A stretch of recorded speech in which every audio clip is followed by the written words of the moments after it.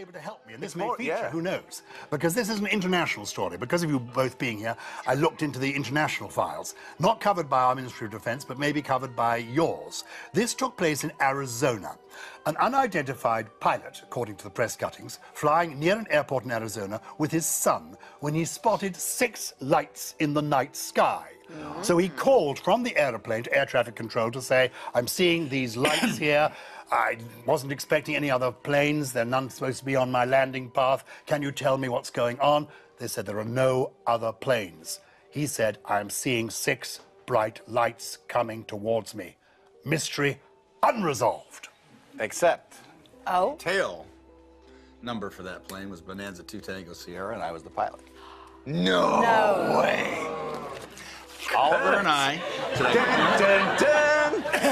Take us back. Doesn't say that in the briefing. Oliver and I. Well, I should have read to the end. Oliver and I were flying in. I was flying him to go see his girlfriend, and we were on approach, and I saw 6 lights over the airport in absolute uniform in a V shape, and Oliver said to me, I was just looking at him, and I was coming in. We're maybe a half a mile out, and Oliver said, "Pa, what are those lights?" And I then it kind of like came out of my reverie, and I said, "I don't know what they are." I said, he said, "Are we okay here?" And I said, "Yeah, I'm gonna call him," and I reported it.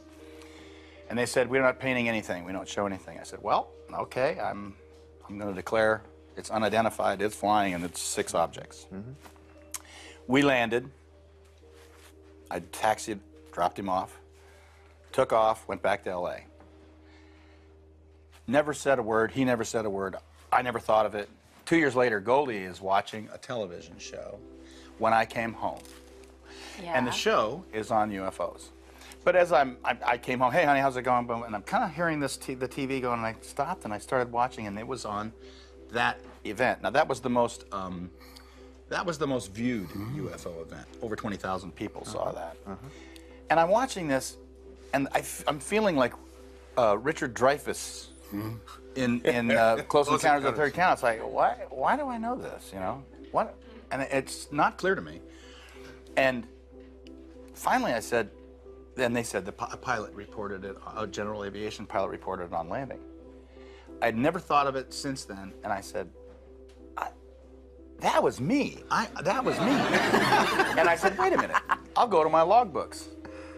So I went to my logbooks, and there was the flight at that time, and I didn't mention anything about the UFO. The fascinating part of that to me is that it just went literally out of my head. And Oliver never mentioned it. And had I not seen that show, I'd have never thought of it again. Amazing. That to me was the weird part. Believe it now, Chris? Yes. Yes. I'm convinced. Hey, what's up guys? Tyler here with Secureteam. An amazing revelation has just come to light, as you guys just saw, and what an amazing story it is. Now, just to put into context what just happened in this interview, basically, we have the world-famous American actor Kurt Russell, well known for his movies throughout the 70s, 80s, 90s, and even the 2000s. He's been in recent movies, and in this interview, he has just broken his 20-year silence about witnessing firsthand the United States' biggest ever mass UFO sighting, aka the Phoenix Lights, which apparently Kurt Russell, along with his son, got to see firsthand while flying in a plane above Arizona at the time that they appeared. And he revealed all of this on the BBC One show as he was interviewed with Guardians of the Galaxy Volume 2 co-star Chris Pratt. And so the host of this show, Giles Brandreth, recounted the story of an unidentified pilot who was flying in his private aircraft with his son near the airport in Phoenix. So this report has always existed. They've just never known who this mystery pilot was. And I think it's pretty mind-blowing that it turns out to be none other than Kurt Russell. And so according to this original anonymous report, the pilot said that he had spotted 6 lights in the night sky and reported this to the control tower to find out what was going on. And that's when we hear Russell recite the tail number for the plane as Bonanza 2 Tango Sierra. and that he was the pilot. And he really does give an amazing account of what happened that day. He recalled flying over Phoenix and on approach witnessing 6 lights hovering near the airport in an absolutely uniform V shape, just as everyone else witnessed it in the original 1997 footage that you're seeing here. Russell further stated that Control Tower said that they did not see anything on radar, which is obviously very common with many UFO sightings. They do not show up on radar. And as many of you likely know, the Phoenix Lights incident was one of the most viewed UFO event in our history, with over 20,000 people witnessing it. And for those of you who don't know about the Phoenix Lights, or maybe weren't alive then, or are new to this research, well, that's what you're watching here. This occurred over Phoenix, Arizona in the United States on Thursday, March 13th, 1997, where a V-shaped formation of lights appeared one by one in the sky and for a period of time hovered in place before moving over the city as thousands of people, frozen in suspense, watched this event unfold. And we have further testimony from those who actually got a better view of this object and said that yes, indeed, it was a solid black V-shaped object that was the size of 3 or 4 football fields.